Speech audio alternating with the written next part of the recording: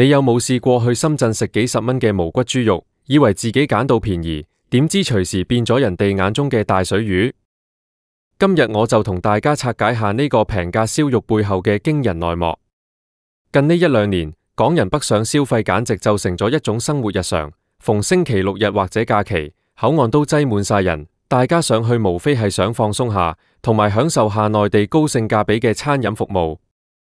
幾十蚊就可以喺深圳食到一餐好豐盛嘅無骨豬肉或者平價燒肉，甚至有啲鋪頭標榜30蚊左右就有交易。呢種價格喺香港真係想都唔敢想。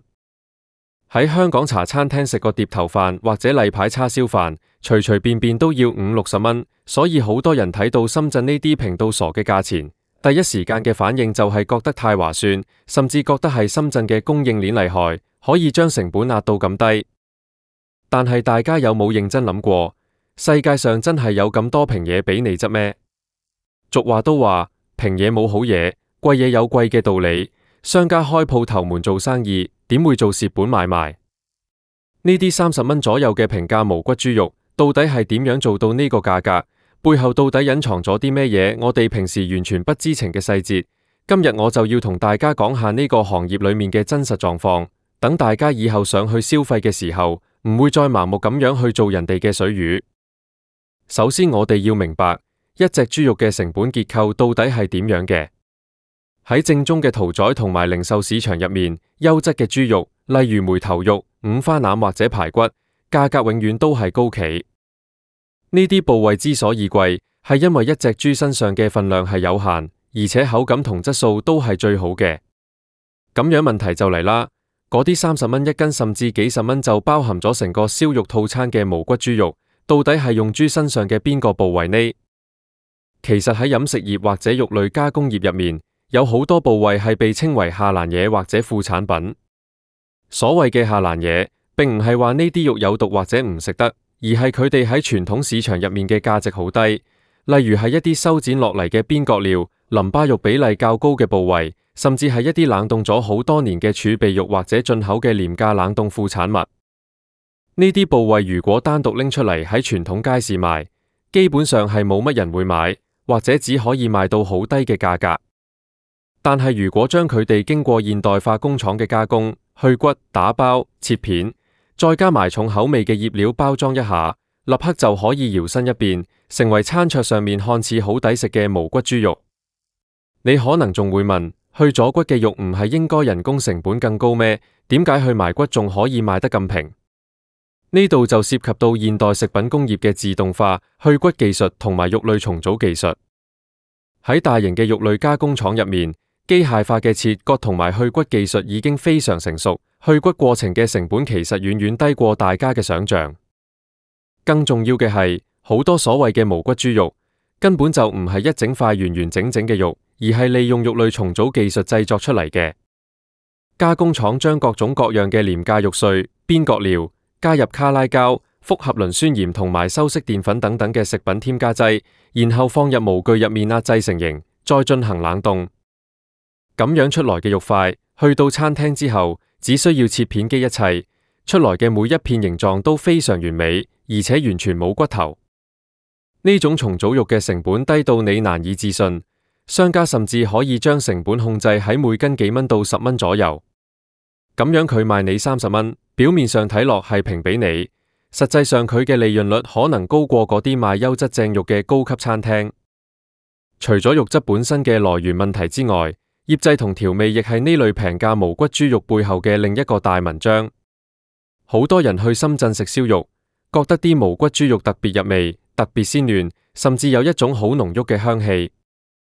但係如果你細心諗下，傳統嘅豬肉如果只係簡單用鹽或者豉油醃，醃完之後燒熟，口感通常都會有啲咬勁，甚至如果部位唔好會覺得好柴、好硬。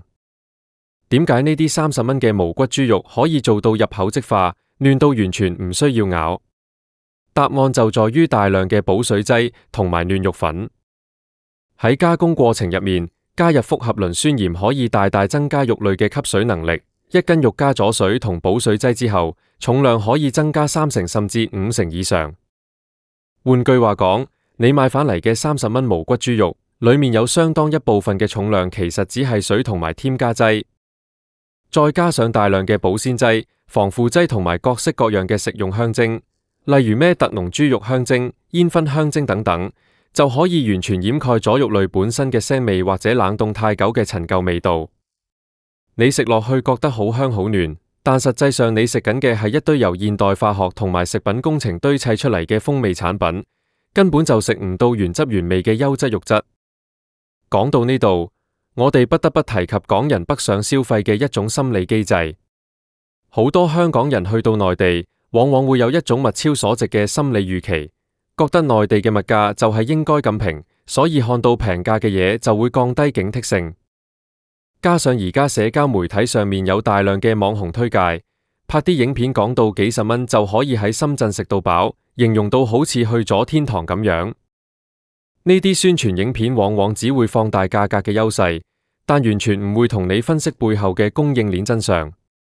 好多人睇完影片之後去踩點，食完之後就算覺得口感有啲怪，或者食完之後肚痛，都會安慰自己話30蚊仲想點啊，以為自己只係食到稍微普通少少嘅嘢。但大家不知不覺間就已經培養咗一種接受下欄嘢嘅習慣，甚至幫呢啲靠低質低價打價格戰嘅商家做咗免費宣傳。商家睇準咗呢個心理，只要把包裝做得分明，打着大份量、平價、無骨方便食嘅旗號，就可以源源不絕咁吸引一批又一批嘅顧客上門。我哋再睇下飲食健康方面嘅影響。呢啲過度加工同埋加入大量補水劑、食用香精嘅平價肉類，對身體嘅負擔其實相當之大。首先，鈉含量普遍嚴重超標。為了讓呢啲邊角料或者重組肉有味道，商家同加工廠會加入大量嘅鹽、味精同埋各式調味粉。長時間食呢啲高鈉食物，對血管同血壓都有好大嘅壓力。其次，過量攝入磷酸鹽會影響身體對鈣質嘅吸收，長期落去對骨骼健康非常不利。更何況，如果一間鋪頭連肉類嘅成本都要壓縮到極致，佢喺油鹽醬醋甚至洗碗同環境衛生方面嘅投入，又可以有幾高呢？好多平價燒肉店用嘅燒烤油，品質都令人懷疑，甚至可能係反覆使用嘅劣質油。你以為自己花咗幾十蚊好划算，但係長期咁樣食落去，付出一等一嘅健康代價，最後算起賬嚟，到底係邊個賺咗邊個蝕咗？大家心裏面應該好清楚。咁樣係咪代表去深圳就完全唔可以食燒肉或者食豬肉呢？當然唔係。深圳作為一個一線大城市，其實有好多好優秀、講求品質嘅餐飲品牌。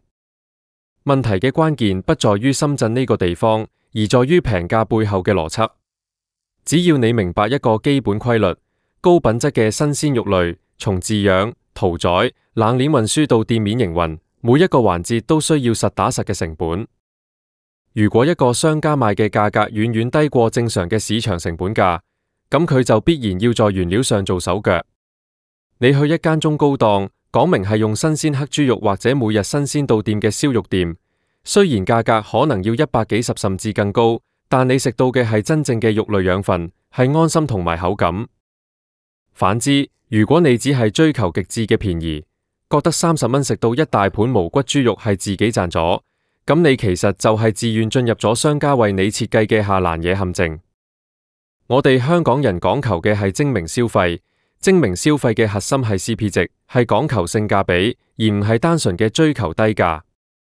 性價比嘅前提係品質要過關，如果品質根本唔達標，甚至係拿一啲劣質重組嘅下欄肉嚟充數，咁無論價格幾咁便宜，佢嘅性價比都係零，甚至係負數。